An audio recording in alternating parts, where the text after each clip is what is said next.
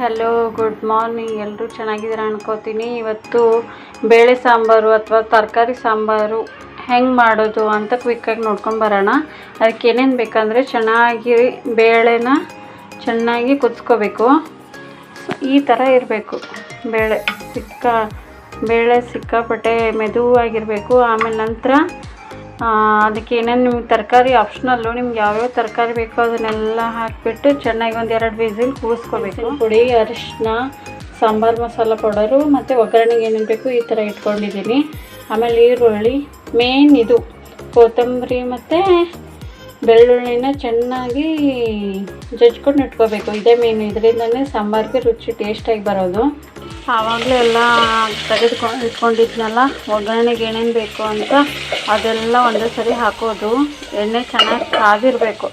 ಕಾದ ತಕ್ಷಣ ಸಾಸಿವೆ, ಜೀರಿಗೆ, ಕರಿಬೇವು, ಈರುಳ್ಳಿ ಮತ್ತು ಒಣಮೆಣಸಿನ್ಕಾಯಿ, ಈರುಳ್ಳಿನ ಎಲ್ಲ ಹಾಕಿಬಿಟ್ಟು ಸ್ವಲ್ಪ ಬಾಡಿಸ್ಕೋಬೇಕು. ಚೆನ್ನಾಗಿ ಬಾಡಿಸ್ಕೊಂಡಾಗ ಅದು ಬೆಳ್ಳುಳ್ಳಿ ಸ್ಮೆಲ್ಲು ಚೆನ್ನಾಗಿ ಬರಬೇಕು.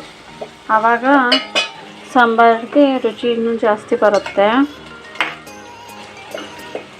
ಅದಾದಮೇಲೆ ಪುಡಿ, ಅರಿಶಿನ, ಸಾಂಬಾರು ಪೌಡರು ಹಾಕೋದು. ಹಾಕಿ ಚೆನ್ನಾಗಿ ಕಲಿಸ್ಕೊಳ್ಳಿ.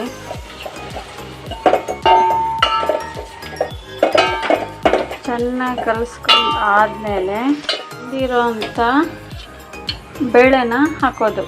ಹಾಕಿ ಈ ಥರ ಚೆನ್ನಾಗಿ ಕಲಿಸ್ಕೋಬೇಕು. ಚೆನ್ನಾಗಿ ಕಲಿಸ್ಕೊಂಡು ಆದಮೇಲೆ ರುಚಿಗೆ ತಕ್ಕಷ್ಟು ಉಪ್ಪು ಹಾಕಬೇಕು. ಉಪ್ಪು ಹಾಕಿ 1 ಪಿಂಚಷ್ಟು ಸಕ್ಕರೆ ಹಾಕಬೇಕು. ಸಕ್ಕರೆ ಹಾಕಿದರೆ ಅದಕ್ಕೆ ಒಂಥರ ಒಳ್ಳೆ ಟೇಸ್ಟ್ ಬರುತ್ತೆ. ರೆಡಿ ಆಯ್ತು. ಇವಾಗ ಈ ಥರ ಸಾಂಬಾರನ್ನ ನಾವು ರೈಸ್ ಜೊತೆ, ಇಡ್ಲಿ ಜೊತೆನೂ ತಿನ್ಬೋದು, ಚೆನ್ನಾಗಿರುತ್ತೆ. ಈ ಥರ ನಿಮಗೆ ರೆಸಿಪೀಸ್ ಬೇಕಾದಲ್ಲಿ ನನಗೆ ಸಪೋರ್ಟ್ ಮಾಡಿ, ಶೇರ್ ಮಾಡಿ, ಆದಷ್ಟು ಶೇರ್ ಮಾಡಿ, ಸಬ್ಸ್ಕ್ರೈಬ್ ಮಾಡೋದನ್ನು ಮಾತ್ರ ಮರಿಬೇಡಿ.